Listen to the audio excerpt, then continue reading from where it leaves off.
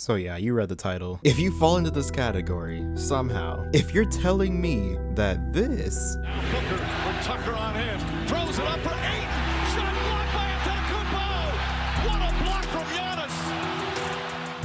is not exciting to you, then I'm sorry that I have to be the one to tell you this, but you're not a basketball fan. Like it's plain and simple. You're not a basketball fan if you don't find the series exciting. However, if you are a basketball fan, then feel free to subscribe. As you can see, a handful of people that watch my videos are still not subscribed. So if you're watching this and you're not subbed, please hit that sub button. It only takes a second and it helps out a lot. Also be sure to leave a like on the video. That also only takes a split second and it also helps out a lot. This is one of the more exciting final series in my time as a basketball fan, which goes back to, I think, 2007. I'm always debating with myself about that. I think 2007. So one of the most exciting series up there with 2016, which I wouldn't even say 2016. Well, definitely not through 4 games. It wasn't this exciting, but definitely, you know, after 5, 6, and 7, you could definitely make the case, even though the margin of victory was still huge, but we'll get to that at a later date, I guess. Or maybe not. I've been saying that a lot about videos that I promised to make, but have not gotten around to, which that's what the offseason is for, I guess. In terms of just watchability, this finals, you may have seen a lot of people over the past couple weeks, a couple days, saying things like this is the worst final. I saw a poll on Twitter the other day saying, is this the worst final series of all time? Or the worst final series that you've ever seen, or something along those lines. And like, I don't really understand that because, yeah, there have been certain points where the series has been boring, like Game 3 when the Bucks just blew out the Suns, but then you have games like tonight, Game 1, and Game 2, which specifically tonight, obviously, but you have, I'm not even sure if anybody's talking about this, but you have one of the only times you'll ever see opposing players score 40 points against each other in a finals game, which I have no idea how many times that's even happened. I think the last time that's happened was LeBron and KD in 2018. I could be wrong on that, but opposing players 40 points against each other, Devin Booker 42, Chris Middleton 40. And that's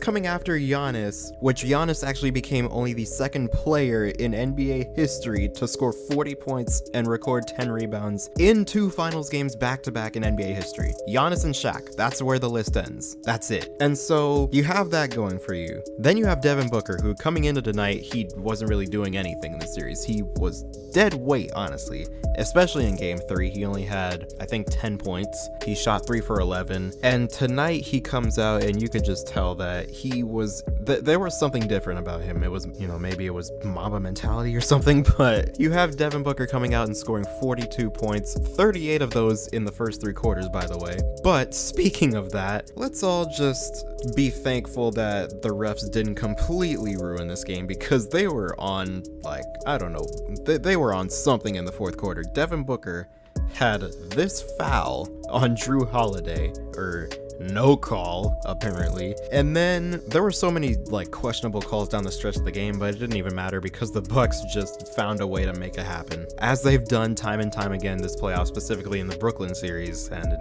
this series. And speaking of that, I feel like this finals has gone on so long, but it's like, it's the normal final schedule. It's 3 days or 2 or 3 days but in between every game, but it seems like a lot longer for whatever reason. I don't know why. But then you have Giannis, where I don't think that enough people are taking this into consideration as well. This dude looked like he was going to be out for the season just, what, 2 weeks ago? Like, his leg is not supposed to do that, and I'm pretty sure that we all understand that. But he's still out here making plays like this.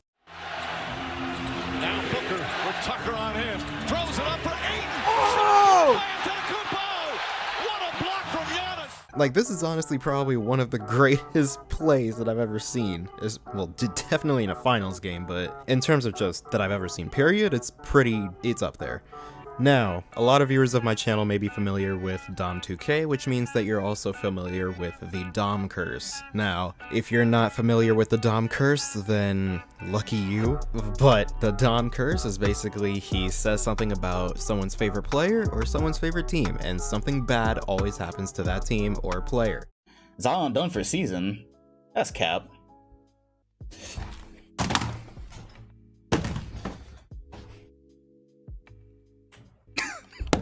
I just tweeted it yesterday. Ain't no way. Ain't no way. Wow. What am I? Wow, bro. That's crazy. Barely 24 hours ago.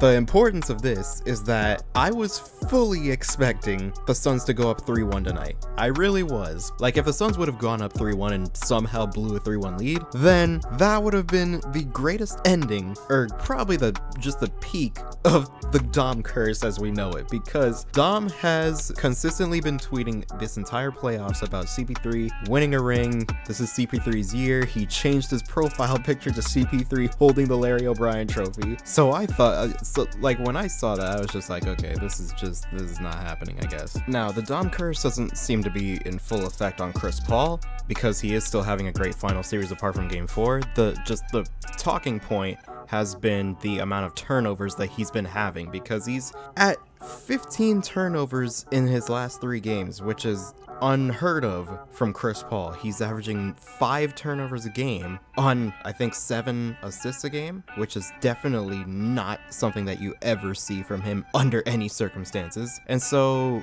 I feel that if it is the Dom curse, then it's probably that, but other than that, maybe not. However, I have no idea what's gonna happen, because you have the Suns going back to Phoenix in a 2-2 game 5, which, how many of those have we had this year? But you have the Suns going back to their home arena in a 2-2 game 5, which is definitely not an ideal situation if you're a Bucks fan or a Bucks player, because if you have an away game in a game in which 80% of the time the winner goes on to win the whole series, that's not gonna be easy for them. But I definitely have faith in this Bucks team. They have definitely grown up this playoff run, and I've seen it, which that's another thing, is that, like, this is a thing that I've been meaning to get to at some point, but like the things that Giannis is doing this playoff run, like, he's having an all-time great playoff run and possibly championship run if it works out like that, and yet it's being overshadowed by the fact that the crowd is counting during his free throws. Like, this dude Giannis is averaging 30 and 13 in the playoffs, and we talk about him not having a bag and, you know, he just HB dives every play. We talk about that, and yet every game we look at this and we see that they still can't stop it. They still can't do anything. They know where he's going every single night, and they still can't stop him. He's still giving them 35. And so I just feel that that's like a huge thing that's being missed out or overshadowed by the fact that his free throw routine is less than ideal, which I will not even try to defend Giannis on that. That free throw routine and his free throws have been awful in this playoff run. I think he should just hold it there and see how They're counting way too fast. we got guys on the phone in front of us. Oh, God. But that doesn't take away from what he's doing. So, we've seen everything this series. We've seen 40-point games. We've seen amazing plays. So, I want to know what you guys think is going to happen next. Do you guys think that the Suns will go home and clutch up Game 5? Do you think that the Bucks will go on the road and clutch up Game 5? And if so, who do you think is going to win the series? And in how many games? 6 or 7? Let me know what you think. But with all that being said, I hope you guys enjoyed this video. Subscribe if you're new. Hit the bell to be notified when I upload. Comment down below what you want to see next, and as always, I'll see you guys in the next one.